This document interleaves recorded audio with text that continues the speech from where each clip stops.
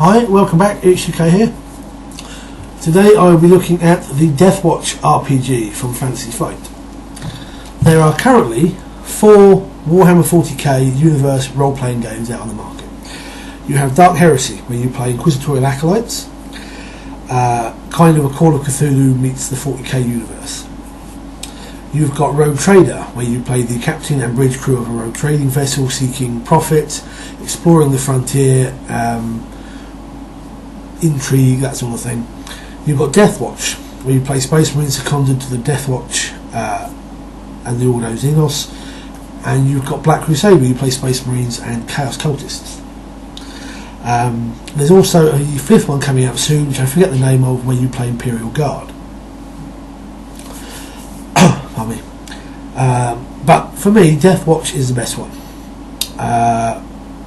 Depends what you like, they're all different tastes.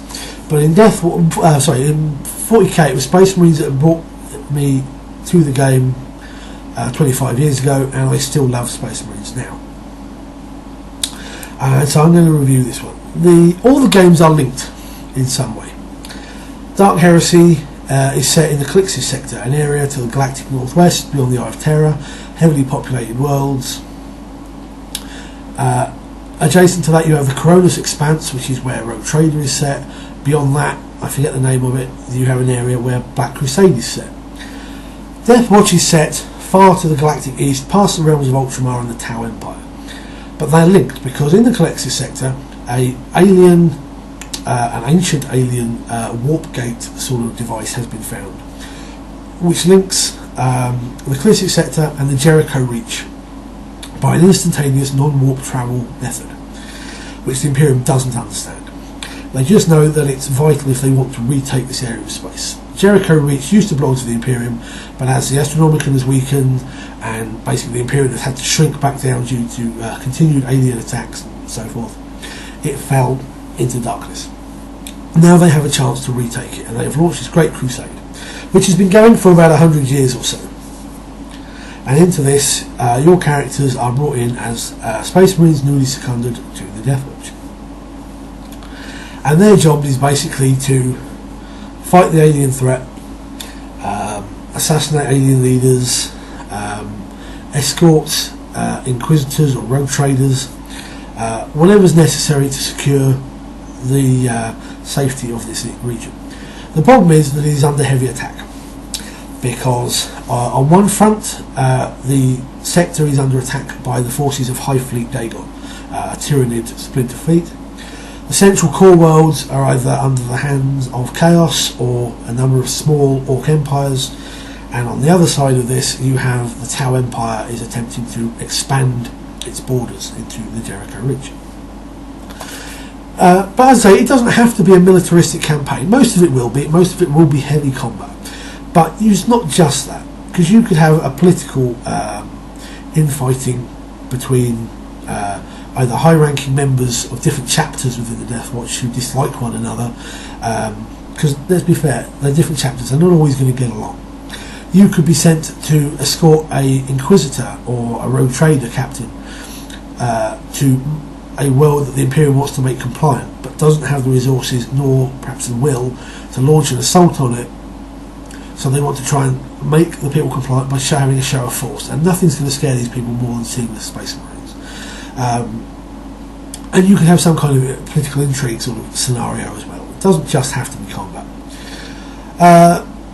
Okay, so characters that you play, in the core rulebook, you get I think it's 6 chapters you can choose from: Ultramarines, Black Templars, Dark Angels, Space Wolves, Blood Angels, or Storm Wardens. Each have their own chapter traits and abilities, and then you choose the sort of Marine that you are. So you've got your basic tactical Marine, who is the guy with the bolt gun, basically. You get Devastator, which is your heavy weapon Marine. You have a Tech Marine, which is your technological and engineering type. You've got the Apothecary, which is your healer, your medic, and you have Librarian, which is your Psyker. Now, certain chapters cannot have certain things. Black Templars, for instance, do not like Psykers, so they don't have Librarians, so you can't play a Black Templar Librarian. Others, such as Space Wolves, don't use Apothecaries or don't use them as much, so the ones they do keep or have, they won't send out to the Deathwatch. And then you can spend, based on your rank, experience points on certain traits and skills. And every time you raise a rank, you get a new block to choose from. And in this, it's not like the other games where you go, right, I'm this rank, so I've got from this to choose from. This gives you default Space Marine skill block. It gives you a Deathwatch skill block. It gives you your chapter skill block. And if you take an advanced class like Chaplain or something like that, it gives you another block. So you can quite nicely tune your character to where you want it to be. Also, this game doesn't worry too much about game.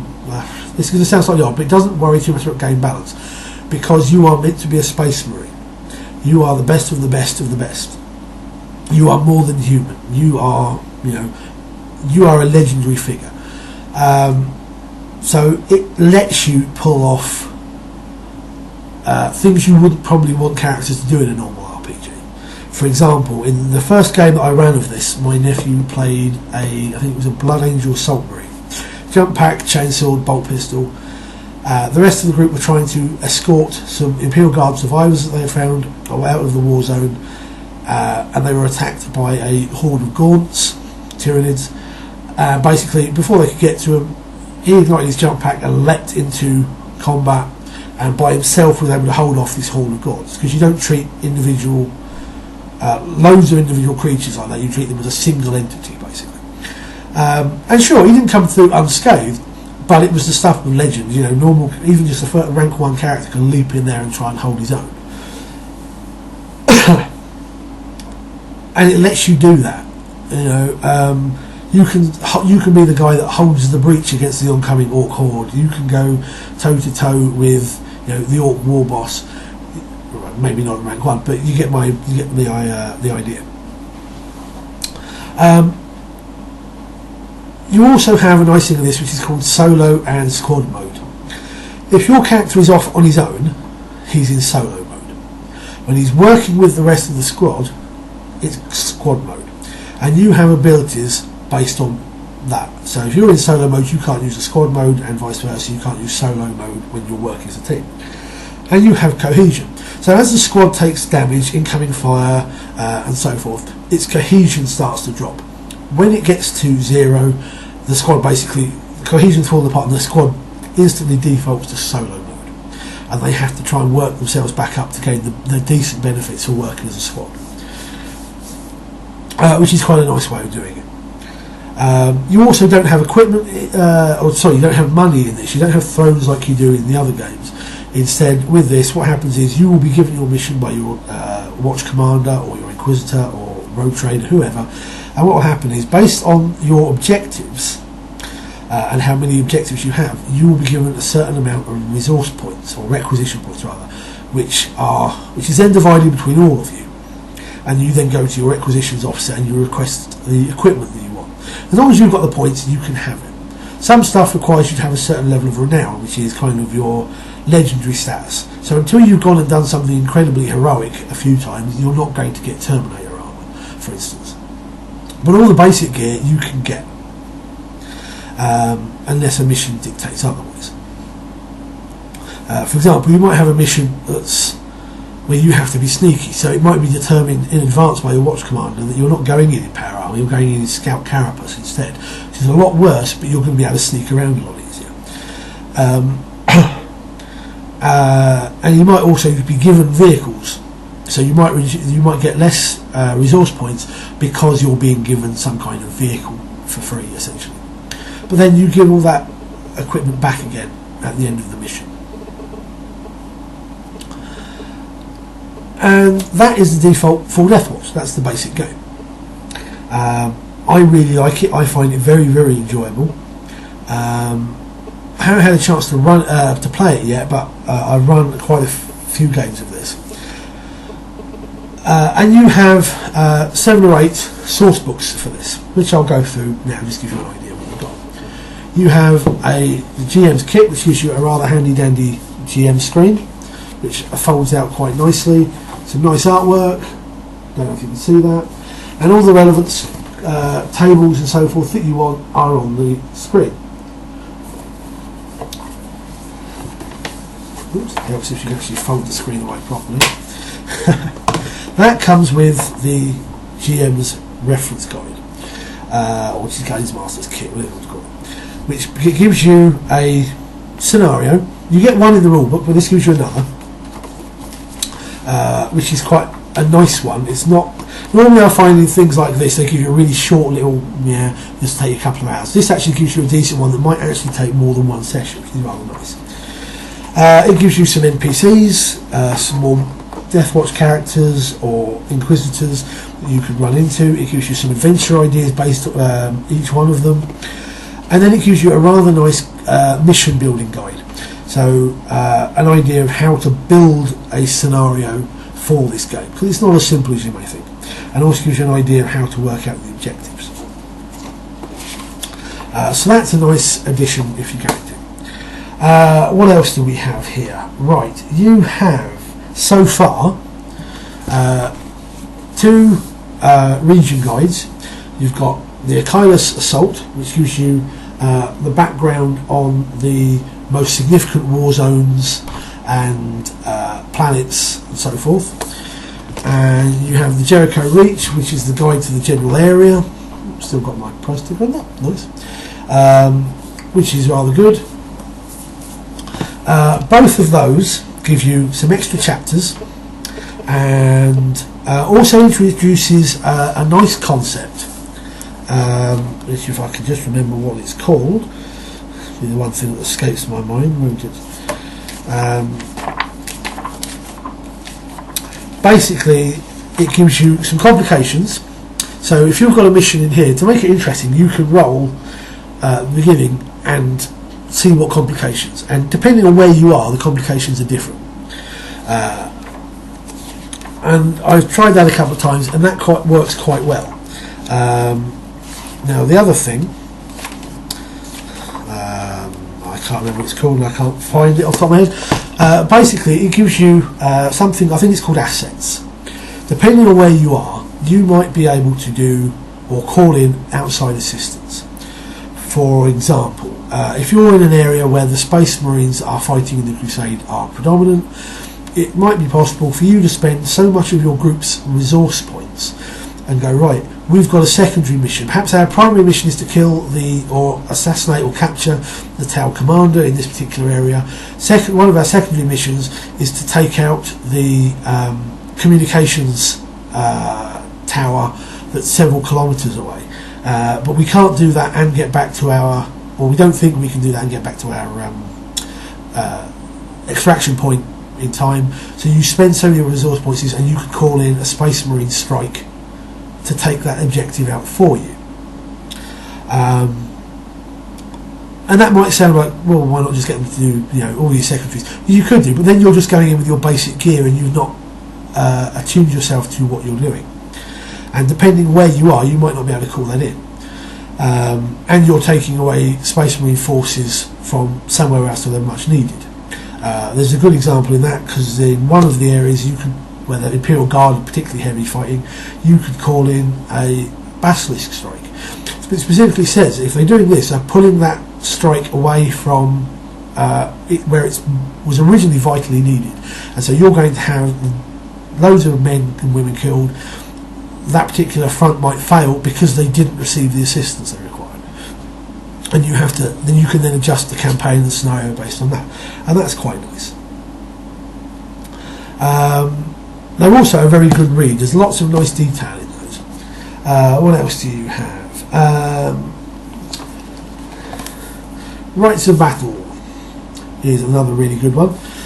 This gives you a load more chapters to choose from. It gives you advanced classes like Dreadnought. Yes, you can play a Dreadnought if things go really bad for you. Deathwatch Chaplain, Deathwatch Champion. It gives you the option of Black Shields, which is basically a Marine who turns up at a Deathwatch station. He's painted his armour black, he's removed all iconography and symbols of whatever chapter he's come from, and he basically says, look, I've done something wrong, I need to atone, I want to fight for the Deathwatch. and they take him in and they ask no questions. Think of the French Foreign Legion sort of thing. And so you could play a Black Shield. You don't, maybe you know where you come from, what you've done, but no one else does. You might be looked on fairly dodgily because but it's an option, It gives you a load more psychic powers and traits and so forth, like you'd expect from a source book. First Founding is another one that gives you details on all of the founding Space Marine chapters and how to play them. It also gives you the GM information on the founding legions that turn traitor, and gives you how Alpha Legion and Thousand Suns and so forth work, as well as giving you ideas of how they operate within the Jericho Reach and so forth. Mark of the Xenos. This book is awesome. This is your monster's bestiary. You get a number of things, Gene Stealers, Centurions and what have you, Orcs, what have you, in the rulebook. But this gives you a really good mix of beasties.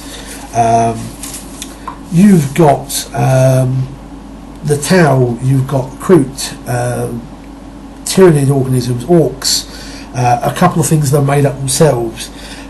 You've got some radicals and heretics. You've got a rogue inquisitor, for example, down here. Then it gives you chaos, and it gives you the stats for the greater demons, bloodthirsters, and so on, which are really, really nasty, and could be the big bad to fight at the end of the campaign. It gives you the various different chaos marines and so forth. It gives you rules for massed battles. If all you do is buy the rule book, if all you're going to spend is the minimum, buy the rule book and buy this. Seriously, you will not regret this particular book. Then you've got two mini campaigns. You've got Rising Tempest and The Emperor Protects. Both of these are really, really good. I have yet to run them yet, but I've read them numerous times just to in preparation. And so far I have yet to be disappointed by any of the books that I've given here. The only thing that I think is missing is there's no stats for Necrons. Although by looks of it, one of the upcoming books, I think it's called Beyond the Rim, or something like that, bit of a B5 reference there, looks like it may actually have some Necron stuff in it from the preview that Fantasy Flight have done, and there are hints in these books of Necron presence in the area. But for some reason they've decided to put Necrons in the Black Crusade rulebook rather than this one, which I'm not entirely sure why they've done that. But that is Deathwatch. That is currently all the books that are available for it. I think it's definitely one of the best ones. But different tastes. You've got a number of good books. They're all very well written. FFG have done a really good job with all of this stuff, and that's not something I can say about everything that they put out. But there you go. I'd be interested to see your thoughts and any questions you've got. Throw them down there, and we'll see what we can come up with. Anyway, until next time, take care and good gaming.